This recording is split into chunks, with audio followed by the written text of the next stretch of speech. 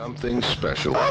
Something special, because this is, in fact, a very special day for all of us here in the morning at Valley Radio KGIL. Don't go overboard, Ed. Well, I was putting on my dramatic voice there. It's birthday time for his Sweet-ness! Happy birthday, Sweet Dick! Happy birthday to you. We now have two gods before us. We'd like to honor one of them. Yes.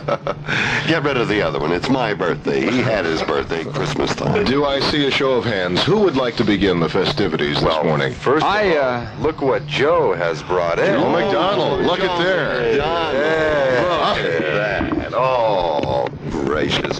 It's a big cake is what it is.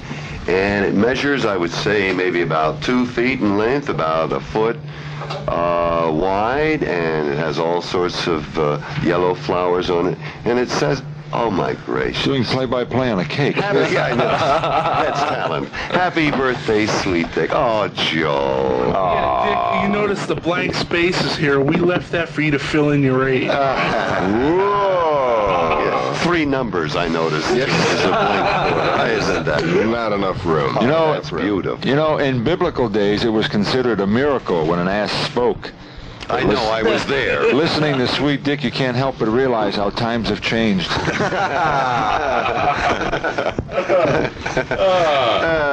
expect that from your Italian mouth, Beauty. Mr. Sweet Dick, let me take the microphone for a second, Mr. because I Seal. told you that the newsroom had something special for you. Yes, I know. Now, of course, we know that Sweet Dick Whittington is 6 feet 4 inches tall, Yes. 225 massively muscular pounds.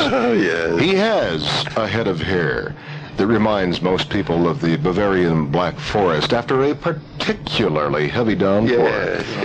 This we know. We know, too, that he puts his pants on 2 legs at a time. Oh. But we who work with this man every day know him as just a regular guy. So Steve Rosenblum has the newsroom birthday present for Mr. Sweet Dick. Stephen? Dick, the newsroom, Eddie and I feel that a regular DJ is a happy DJ. Yes, will you give me the present? Happy birthday. Oh, thank you Dick. so much. Will you kindly open it, I will. please? It's wrapped in an old newspaper. Yes, and The tied Examiner, the great abuse paper.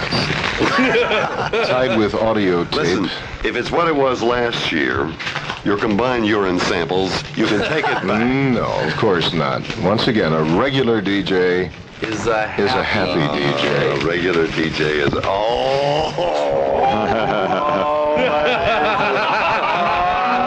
The usual taste of our KGIL newsroom. It's a big bottle of Sunsweet prune. Oh, thank you. For you. We know that in your doddering senility, you sometimes need some lower tract help. Yes. Yeah, but Dick looks like a million every year of it. After taxes. Whoa. Before I go out of this life, and it could be any minute, I hope just once I meet a funny Italian. I haven't met one yet, Tita. Have we been nice enough? Yes. Good. Yeah, let's give it to him. Now what is it, Kunta? Now it's time to get down to business. You are the man of the hour for today. Oh, yeah. And it's time to give you a little roast. A little roast. All of us have written some clever, funny lines. Oh, well, let's not go over. It was very tough to find lines to put you down, a man with so many qualities. So easy to destroy. But we've got some special guests. What was your line Friday night? This just destroyed me. Barry was taking his brother, excuse me just a second. Barry was taking his brother out just prior to his brother's wedding day. And his brother was depressed, and of course he should be depressed getting married. A Jewish person marrying an ethnic minority, I mean, God, it's bad enough. But the thing is that he's there, and Barry broke us all up. And tell him the line, Barry. Yeah, of course, it was a hurt line on me, but the line on, you're so vulnerable. No, I said, well, you're the easiest person in the world to put down because you have so many faults. That was it. His brother laughed. I think you had to be there. Yes. But His anyway, brother's new wife laughed the following evening in the same line. That's all she had to laugh at.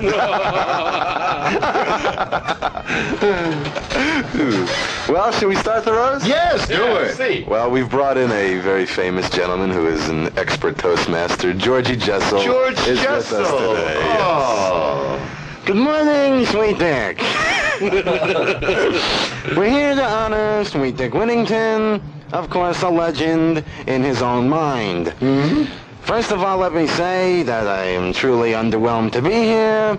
For Dick Whittington, a national symbol, mainly because he resembles another national symbol, the American bald eagle. Sweet Dick Whittington, of course, was a pioneer on radio. He was the first to be turned off.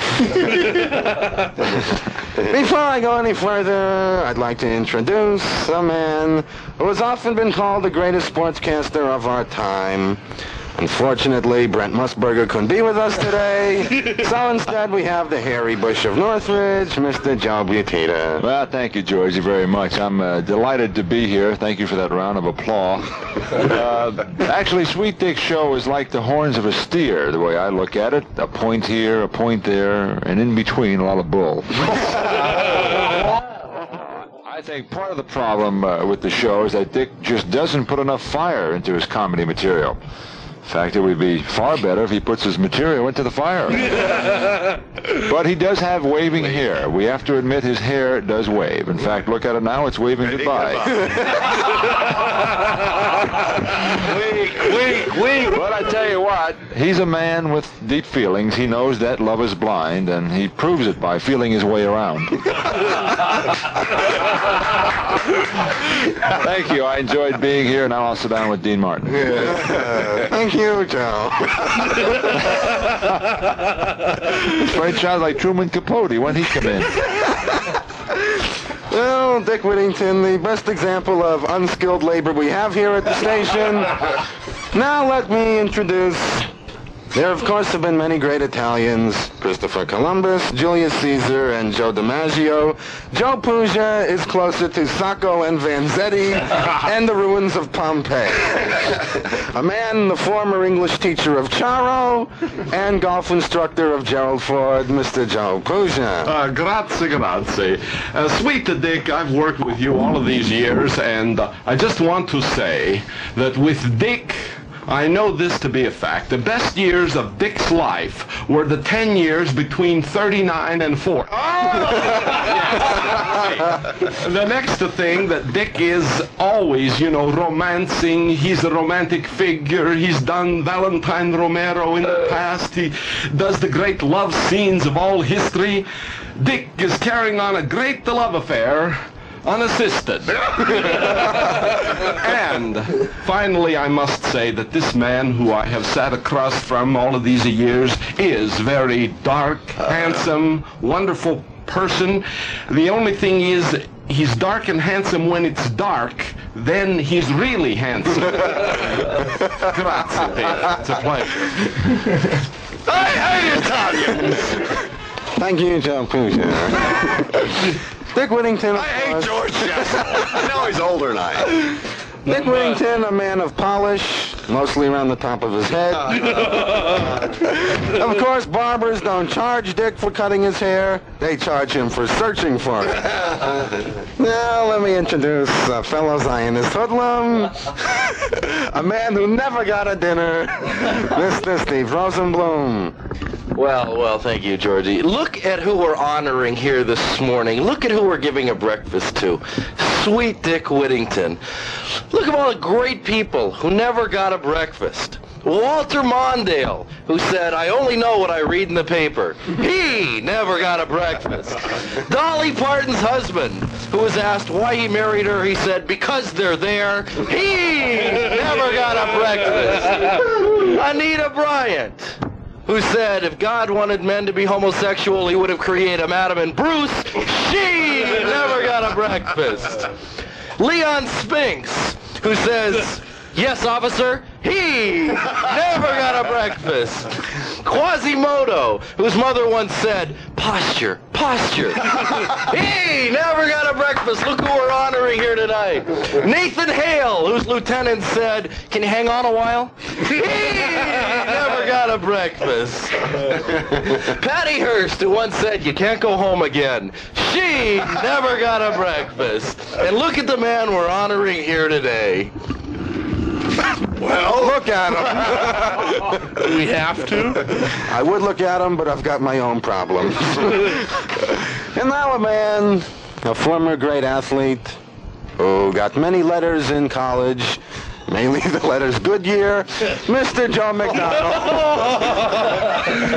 Thank you, Mr. Jessel. You know, Dick's with this little roast today. I have to go back to the first day I met you, and I have to apologize for that snide remark I made. You remember when I first walked in the building and you were standing next to Joe Butita, and I asked Joe if you were his grandfather.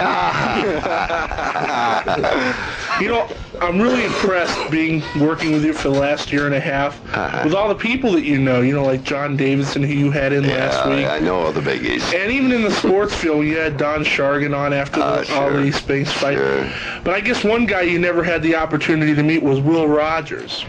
Not because you weren't old enough, but because Will always said that he never met a man he didn't like. It's a long build for that weak joke, but go ahead. Some of you may not know this, but Dick was a consultant on one of the great literary works in all of history, the Bible.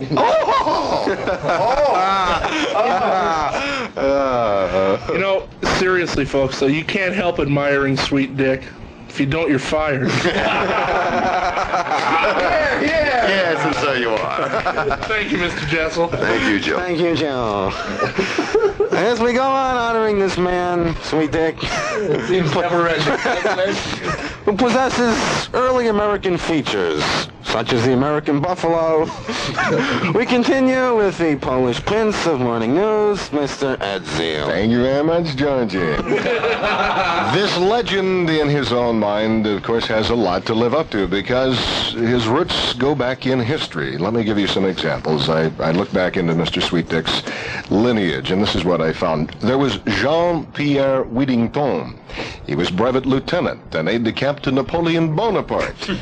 He was the one who suggested to Napoleon that Russia might be a nice place to visit in the winter. There was Benedict Arnold Whittington, a man who, when asked why he did it, said simply and forthrightly, because treason is my life. There was C.R. Whittington, first sergeant in the 1st Cavalry. He's the one who told General Custer the campground at Little Bighorn would not be too crowded at this time of the year. Jim Bowie Whittington, frontiersman and chief cook at the Alamo. He's the one who prepared tacos and refried beans for Sam Houston and the rest of the guys. And then, of course, there was C. Richard Whittington Smythe, designer and first captain of the Titanic. Just wanted to stop and get some ice. Georgie? Thank you, Mr. Zeal. Well, needless to say, the man we have just paid tribute to, Dick Whittington, has done for radio what Alan Brackey has done for equal opportunity. Set it back about 20 years. And now, the chance to reply, Mr. Sweet Dick Whittington. Well, I do want to say, and thank you so much for that weak material. It just makes me realize how talented I am after I've heard the material this morning. But I must say, quite frankly, I resent all of you, not for all of the work that you put in, because obviously you did, but you've done something to me this morning that pains me more than having another birthday. If you will notice, and have been noticing since you started this, that I've been smiling a great deal, therefore giving my eyes even more crinkle lines than they had before they came in.